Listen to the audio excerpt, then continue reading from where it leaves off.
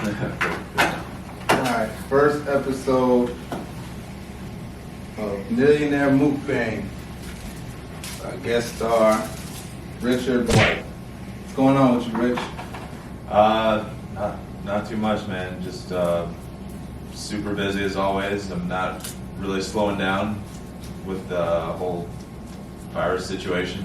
Yeah, we can't say that word. It's a toxic word on this platform. All right. So I just call it either the Rona or the Modelo virus. Due to the whole situation. Yeah, so has it really affected your business? It has. It's got me just kind of scrambling around, just trying to figure out how to adapt, how to adjust. But I mean, So but so entrepreneurship 101, just adapting to your environment. exactly. Yeah, the biggest thing that's changed for me is for my business model.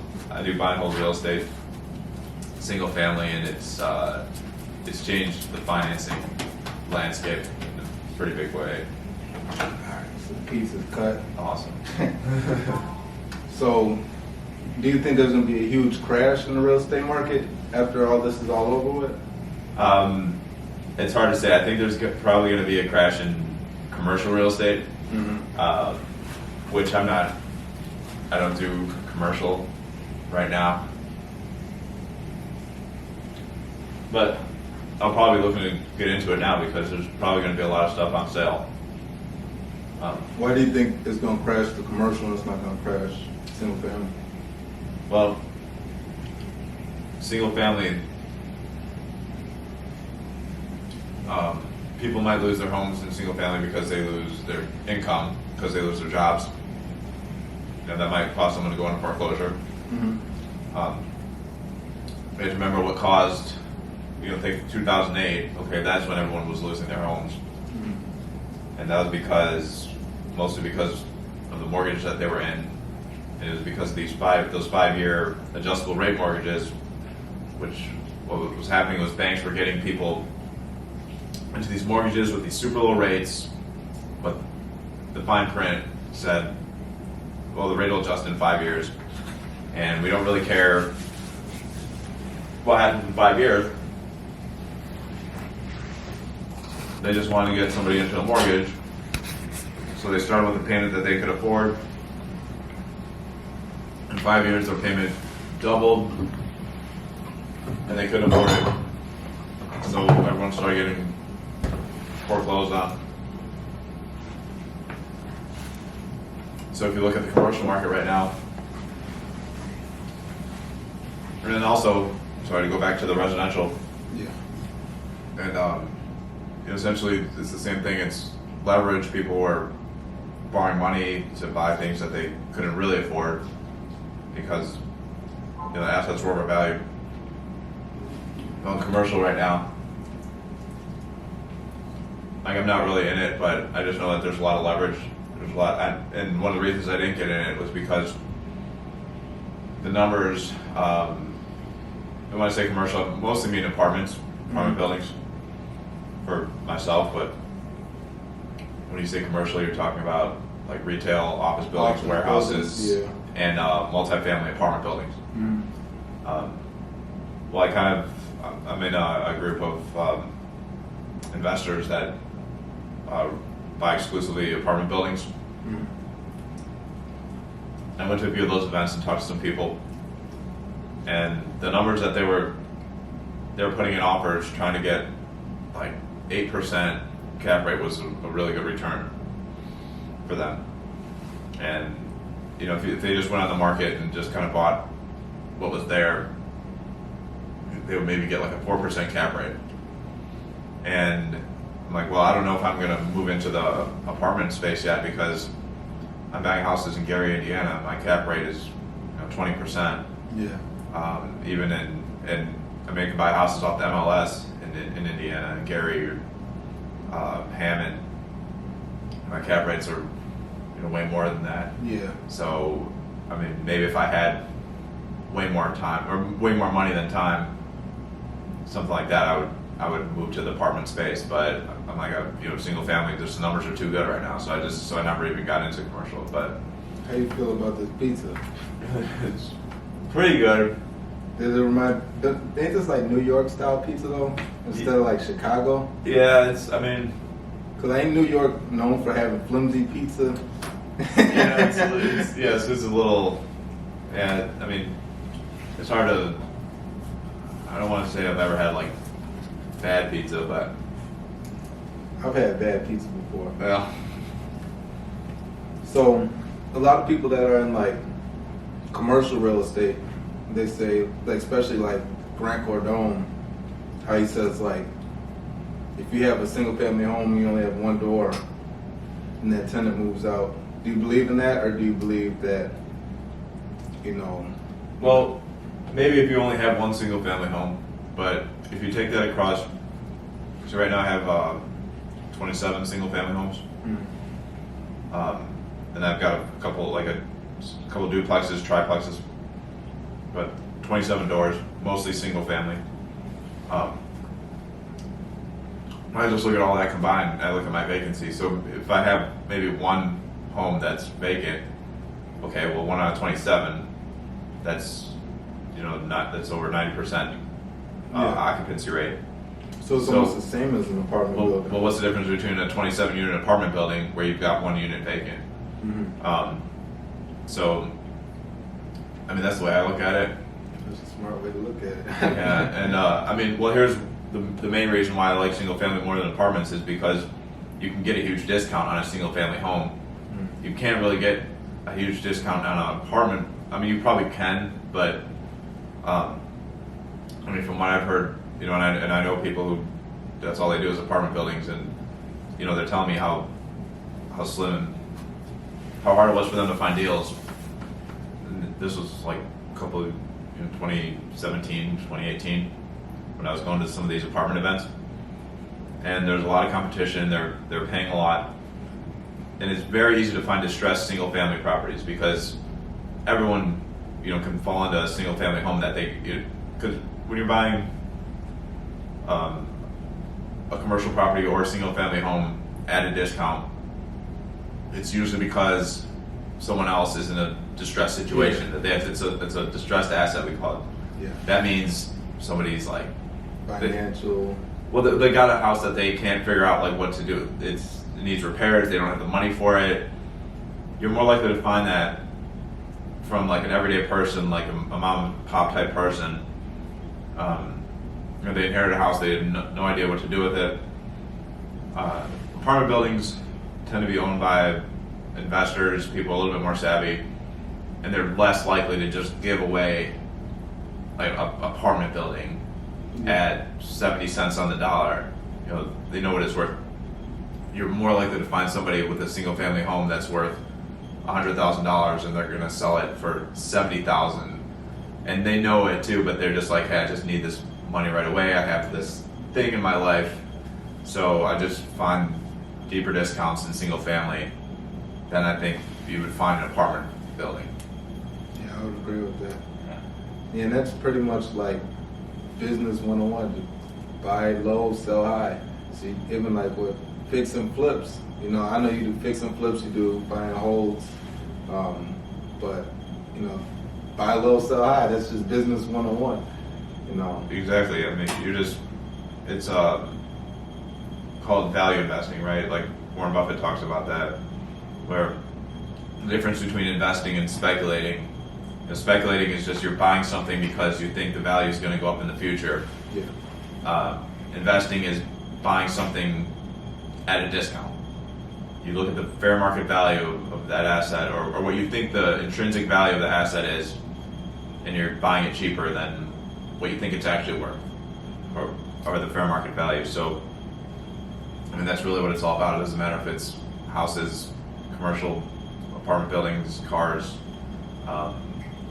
I always believe, because, like, as you know, I got into wholesaling at first, and then I had pretty much kind of put on the back burner, which I still could do it, but then I got into e-commerce, and the reason I was pretty much looking at my return on investment as in wholesaling and a lot of time management as well. I feel like my e-commerce business is a lot more passive, and I was getting higher returns on investment. Like right now I got a product that's doing 600% return on investment.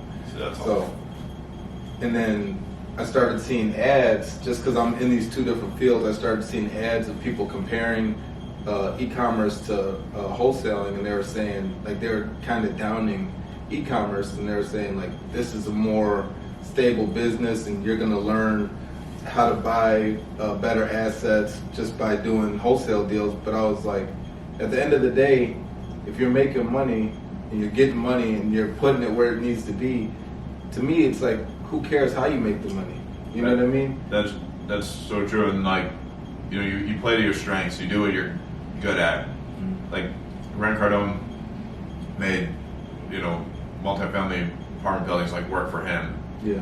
And I mean, I don't know like all of his story, but I'm imagining he got in at a really good time. Yeah. You know, maybe if I, like when I looked at by the time I was getting into the commercial apartment landscape, I took a look at what was happening in the market, and I just thought, like, you know, why am I going to work this hard to get this little discount when, I mean, there's no reason for me to stop doing what I do, especially the market in Northwest Indiana that market was just blowing up, and there was still a lot of room for it to grow, and so I don't know, I just kept doing what I was doing. So like right now, for like people that are wanting to get into real estate, what would your advice be? As like 2020, everything that's going on in the world, what would your advice be? Of like, is this the time to get in, or is it when's the time to get in? Any time is the time to get in. You just got to know kind of what's going on. So I really like the buy and hold strategy. Single family rental real estate, buy and hold. It's like a can't miss. In the long run, it's the best way for kind of the average person to like build wealth, to really like even become like, say, like a millionaire. There's just so many different like ways that there's like depreciation, tax benefits, appreciation. The best way to look at it is like when you use leverage, it's like you're borrowing, you get a mortgage from the bank, so you're borrowing money that your tenant is paying off for you. Yeah. So if you could take out a loan that someone else would pay off for you, how many of those loans would you take out, right? Probably as many as you could. Yeah. Okay. I mean, there's more to it than that, because you have to make sure that, you know, you have the means to pay that loan back. If your tenant, you know, like if your tenant stopped paying rent, you know, what happens then, which is something that landlords are having to kind of deal with right now, some more than others. I've been fortunate enough, at this point I haven't had a tenant miss a payment yet because of the virus. But yeah, I mean, when this whole thing kind of started happening, you know, I was a little nervous. But yeah, as far as right now, the buy and hold, a big part of the buy and hold is one, the asset, okay, getting the property. I mean, you can have a great rental property with a lot of equity, but if you can't get it financed, it doesn't really work as well as it's supposed to. You need to be able to get like financing from the bank. You have to have good credit. So right now be the time to get your credit straight, or is right now the time to start shopping? I think it's always the time there's always deals in any market, up or down.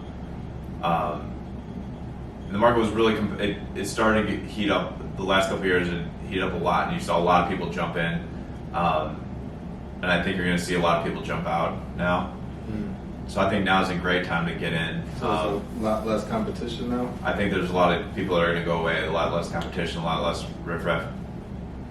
And then also you're going to see some stuff go on sale. You're going to see some distressed assets. You're going to see some people who over leveraged and have to fire sell some good assets. I'm already seeing it. I'm already seeing stuff that from investors I know, like personally, like seeing them sell stuff that I know they wouldn't be selling unless they are kind of need to sell or struggling in some way. I don't think it's going to be quite like it was after like 2008 when banks were selling off like 100 foreclosures at a time. But you're definitely going to see some stuff go on sale. Are the banks? Is it going to be a lot harder now to get loans, or do you think because I heard like the credit scores they're going up on the credit scores. You got to have they're making it harder to qualify for a loan. Do you think that's something that's going to come down like within like some months, or do you think it's going to stay there for some years? I think it's going to get harder. I think the unemployment. I think right now the Fed is propping up a lot of the mortgage market. Mm-hmm.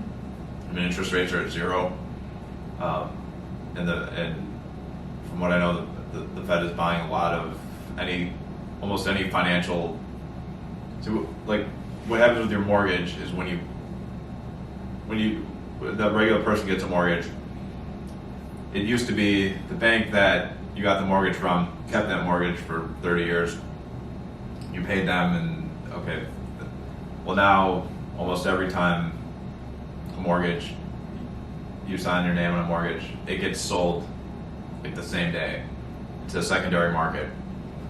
I never knew that. Yeah, and that's and that didn't go away after 2008. And then that secondary market it gets sold to, and they still chop them up and put them in these like assets that they call mortgage-backed securities. So after 2008, when that crash happened, the Federal Reserve came in and bought a lot of these mortgage-backed securities, which became worthless after everyone started foreclosing. Because this mortgage-backed security, it's an asset backed by a mortgage. People stopped paying their mortgages. That security is now worthless. So the Federal Reserve just basically bought all this stuff that was worthless in order to keep the economy afloat, to keep banks lending to each other, lending to people. So they're kind of doing the same thing right now. I know they're buying up a lot of. Only now the biggest bubble is in the commercial mortgages, banks lending on commercial properties. That's a bigger bubble than residential. So right now the Fed is buying. I mean, there's people that could explain this in a lot more detail, but the Fed's buying a lot of these financial assets in the secondary market. These mortgage-backed securities, these securities backed by commercial loans, commercial real estate. All right. So, where are we at? Gold. Yeah. Yeah, I was saying for me, if I just had cash, because I'm still, my business model is still, I'm very active. So I have more, I guess you'd say I have enough time to like, if I have money, I'm gonna put it into my business, and I'm doing everything like that. If I had money that I was just investing, just purely like putting it into some asset as a passive investment, I would just buy gold right now. Yeah. But none of my money is set aside like that. Every dollar I have is going back to my business to keep acquiring properties. Yeah, it's same what I do, and my motto is live broke or stay broke until being broke is being rich. If that makes any sense, because it's like all the money that I make, it doesn't mean anything because it goes right back into the business, and it's almost like you keep fueling this machine that to the point where it's like you're not even touching any of that money. You know what I mean? Like even the money from my businesses, I don't go buy a car or anything. It goes right back into the business, and I just live off of the money that I make from my job. But that's the way to do it. it's because it's like it's fun. Just that's the beauty. Like that's the fun part of business is watching something grow that you built. Absolutely. yeah, it really is. And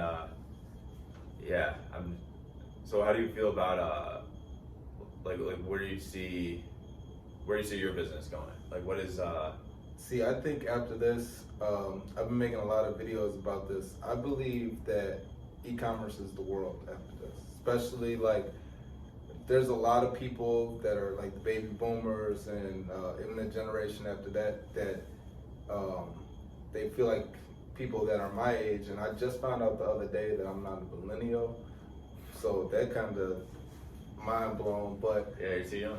I'm a millennial. But so basically, I believe that there's a lot of people that never use platforms like Amazon or eBay or even Walmart online. And what's going on is everybody's transferring their business model to e-commerce because they're trying to compete. And what people don't understand is they're saying it's lazy and why would I buy something online and have it delivered to me when I can just go to the store? But now everybody's at home and they have to order online. So I believe like just by them clicking on it, it's like, that was pretty easy. Even you can even go to like DoorDash or Uber Eats, you know, how they're bringing the food to you, because a lot of people are afraid to go to the store because of the whole Modelo bug. But yeah, that's true. Because if you think about it, your market's almost growing. Like you have people who maybe weren't e-shoppers, maybe they never even bought anything online. Now they have to. So maybe maybe that's causing. Yeah, like it made, like they just said the other day that Jeff Bezos will be the first trillionaire. I saw that. Yeah, and it's like, and it took this to do it, but it was going to happen regardless. And I believe that, like, if you are in any type of business or you want to start any type of business and you're thinking of going brick and mortar, I believe that you'll just be gone. Like, it's going to be like poof. And everybody's like, well, no, that'll never happen because people want to go to the stores and go buy their clothes and they want to try it on before they buy it. But there was kids that wanted to go to Toys R Us and play with the toys before they bought it, and now they're gone. You know, it's like what people don't understand about business is people think that business runs off of what you want to happen, but that's not how it works. If I have a store like Toys R Us and everybody's buying their toys on Amazon, and I can't I gotta pay rent for this big, you know what I mean, for this building. So if I can't afford the rent, I'm gonna sell it. You know what I mean? Yeah. So I believe that all these brick and mortar stores is gonna put a lot of them out of business. Yeah, I agree. That was another reason I stayed away from the commercial space a little bit because I mean, office space, retail, like those are. Yeah, I agree. They're going away, and you're seeing it. Like, I mean, there's always going to be brick and mortar stores, but it's going to be totally different. I mean, even before e-commerce took over everything, like retail space was way overbuilt, office space as well. I mean, like malls and it was already overbuilt. So now, I mean, you're already seeing it. It's a wave. Like JCPenney just went bankrupt today. That's like 100-year-old retailer. Sears, yeah, and Dress Barn. Like there's so many of them, but it's like they can't compete. But I believe, because everybody feels like it's hurting the U.S., but what I believe is we have to be able to adapt to our environment. So, like me, I'm an e-commerce seller. You know, I have 2 employees. I believe, and I'm not saying this to toot my own horn, but if you want to have job security, go where the jobs are at. You know, don't go somewhere that the jobs are disappearing. Yeah, for sure. And, you know, that's part of being an entrepreneur, being a business owner, is that you, like you were saying, it doesn't really matter so much how you make the money. I mean, it does a little bit, but, you know, we're looking for opportunities, and then we're finding what we're best at, how we can meet like those opportunities, right? So, yeah, I mean, you know, for you it's e-commerce, and yeah, for me it was real estate, and but yeah, particularly residential, because I kind of looked at the commercial space, and I mean, and you can find opportunities in commercial, and but I just thought that, well, it's such, I mean, residential, single family residential is such a no-brainer, especially when I got into it in 2011, because that was the bubble that had popped, was single family residential real estate.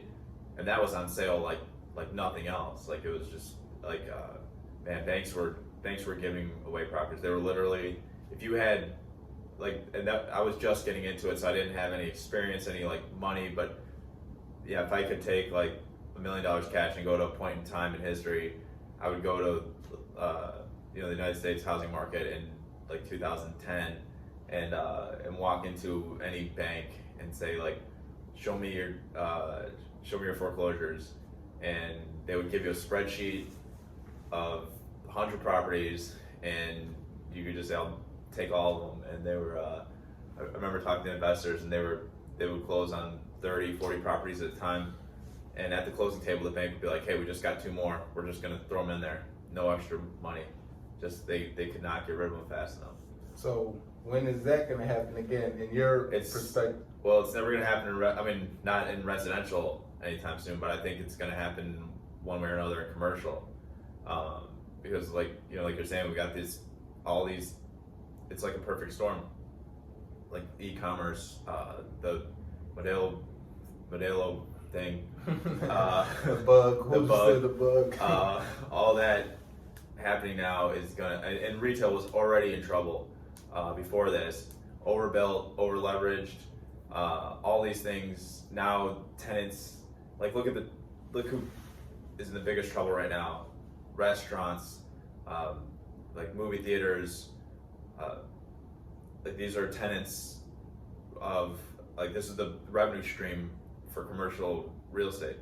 Mm-hmm. So you're gonna see some stuff go on sale, I think. But yeah, I'm just maybe gonna start looking at it because you have to have some cash, and like I said, all my cash is kind of spoken for at the moment. But if I did have a big chunk of cash like right now to just go spend on an asset, I would be sitting on it still.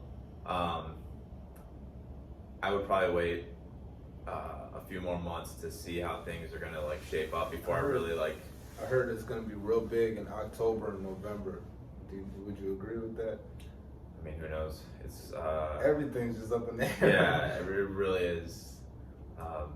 But I would just wait. I would sit and I would wait until it becomes obvious, because in 2010 it was obvious. It was just like, it was a no-brainer. So why was it so obvious? Like, it was just everything was for sale? Because at that time I was so young, I wasn't even. Yeah. It was, and that's why I even got into real estate. Like I wasn't like, oh, I was a real estate investor and then this happened and it was a good opportunity. It was like I was just randomly reading books about the like I was like a food delivery driver. I was doing like I was writing sketch comedy at like Second City, taking classes, doing just like whatever. I was just out of college. I didn't know what I wanted to do with my life, but I was doing like some poker, sports gambling, just doing random stuff. But I just started reading.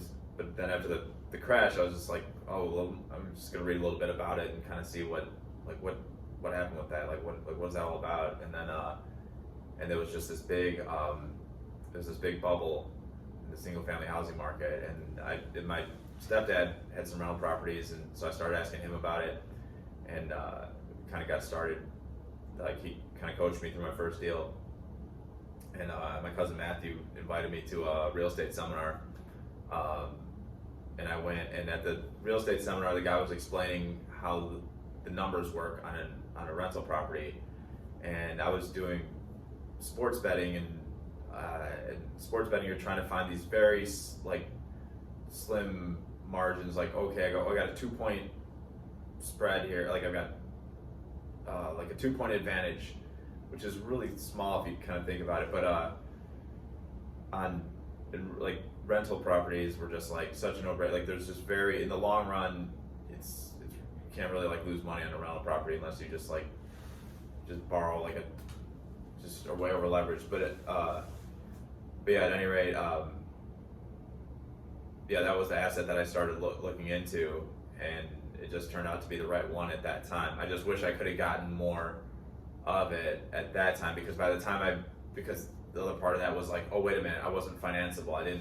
I was self-employed. I didn't really have any cash. I didn't have a job. I just kind of got started using other people's money, and I had to kind of sell off a piece of, let's say, like my earnings. So I was able to, like, I was finding good deals that were cash flowing pretty well, but I did have some trouble on the refinance side until kind of years later when it started to get a lot easier. I was kind of making more money. I was a little bit more financeable, and then also banks were actually financing rental real estate properties again, because they weren't doing it until like 2013, 12. Like it was really hard to find a loan on a rental property because banks had so many foreclosures on their books. They weren't gonna loan any more money on residential real estate for. It took a while. So we're not at that point right now. They've tightened things up, but they're still like lending, at least. I'm gonna ask you one more question. Okay. Now. Let you go. I'm talking a lot. Okay, so no, it's exactly what we're supposed to do. But all right, so I heard that from like 1999 to like 2008, they said like the cost of living like tripled, but the income level stayed the same. So with them printing all this money and all this stimulus checks, and like it's almost like they're inflating it. So basically what happened was the money inflated into like from 1999 to 2008, the money inflated and the jobs stayed the same, correct? Yeah. So by them doing this, do you think that within like a 10-year period, like what happened within a 10-year period, do you think that's gonna happen within like a 1 or 2 year period, or? That's so hard to say because, first of all, I'm not an economist. Like I'm not paying that close attention to the actual numbers. But I mean, like I said, it's this simple. Increasing the money supply literally is the definition of inflation. Inflation means increasing the money supply. So that inevitably leads to the decreasing purchasing power of the dollar. So that the value of the dollar will go down. That's a certainty if you keep printing it, if they keep increasing the money supply. But do you think that the cost of, do you think that the income level at jobs, because my biggest fear is I believe that, like I said, I believe if you're a business owner and you're hiring 10 employees to do the job and you're paying them all $20 an hour, and I come to you and I say, hey, I got this machine that could do all their jobs, and you have to pay $500,000 for this machine one time, and it'll, So do you believe that they're gonna take those 10 people and they're gonna raise their income, or do you think that they would prefer to buy the machine? I mean, they're gonna buy the machine. I agree with that. I think. So do you think that income levels are gonna decrease just because? Well, there's gonna be a lot of people wanting that one job. Yeah. There's gonna be a lot less jobs after all this is over with. So it's gonna be like, I don't have to pay him 20 no more. I can pay him 18, and I'll have a line around the corner of people that all want that job. Yeah, I think there might be some truth to that, because that's one of the reasons why they say. People have different theories on why our wages have not risen. Like you were saying, the cost of living's gone up, but real wages have kind of stayed the same. And I've read a book called I forget the name of it, but the idea behind that is, the reason for that is because of it was a little bit more like right-wing kind of guy saying that the immigrants, and particularly like illegal immigrants, are increasing the unskilled labor pool. So now these unskilled labor jobs, because you have more competition, those wages have stagnated because you've got more workers competing for the same job. So yeah, that's kind of the situation you're describing. So yeah, in economic terms, yeah, exactly, wages would not go up because employers know that there's 100 people trying to get the same job, so I can pay them less. But I don't quite agree with I know that people are saying AI is going to take all these jobs. Just my personal opinion, I think that's a little bit more hype than reality. because I don't know. I mean, people were talking like self-driving cars. I would go back, like, see if you could find when they some of the predictions for self-driving cars. I remember reading some saying like by 2020 we were gonna have them, by 2025, and I don't think we're close. And I think AI is like no one knows what's gonna happen with that either. Like really, that there's predictions again, like they just go like all over. Some people think we're gonna have artificial general intelligence, which is what they say is like people, like an AI that basically has like the same intelligence as a person. That's kind of like the definition, I guess, is that general intelligence, artificial AIs. But like, once we reach that, then there's like no stopping. It'll be smarter than us, and it'll improve itself or whatever. So some people think we'll never reach that point. Like AI experts think we'll never get there. Some think that we'll get there in 2035. Some people think 2050. Some people, it's just nobody knows. Did you hear Joe Rogan's podcast with Elon Musk? Just came out like the 7th of this month, and he was talking about the chip that they were designing. How they cut 1 inch. Brain. Yeah, I was like, Neuralink. I'm like, I'm not ready for this yet. Can we just wait a little bit? Like, I'm not ready for all this yet. Yeah, and again, it's. You think it's too far fetched? I mean, yeah, they might put a chip in somebody's brain, but like, what does it do? Like, you know, I don't argue that we're close to doing that. Yeah, they probably are, but I mean, Elon Musk, like, there's another guy, like, look at his predictions, and I mean, let me know when it happens. Like, just like really when he was saying like next 5 years, and I'm like, man, I'm not ready for that. I'm not ready for it at all, to have these super genius people walking around with chips in their brain in 5 years. I don't know. I don't know if I want that either, man. I mean, look at how they hack. Look at what they do to your computer. I mean, they can hack into your computer. Do you want to hack your brain? Yeah, you can keep the chip. I'm not. Well, I mean, we can go on all day about this, but I kind of, like, religious standpoint, just looking at like where it talks about the mark of the beast, and I feel like that's the start of it. I don't want to say, like, I don't want to come up like some like radical like libertarian, but I don't really trust the government.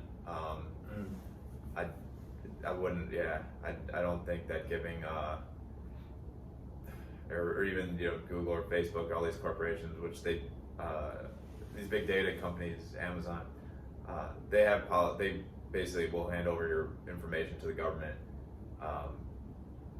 And that's they gather it for the government. That's, you know, for themselves, and then for the government. And, you know, that was what, like, Edward Snowden, like, I mean, I don't know, paid attention to that at all, but that's kind of what he exposed, was that, you know, this is what the government has, all your data. They have your emails. They can read your emails, your phones. They can, you know, they can see they can read, you know, they can access your camera on your phone.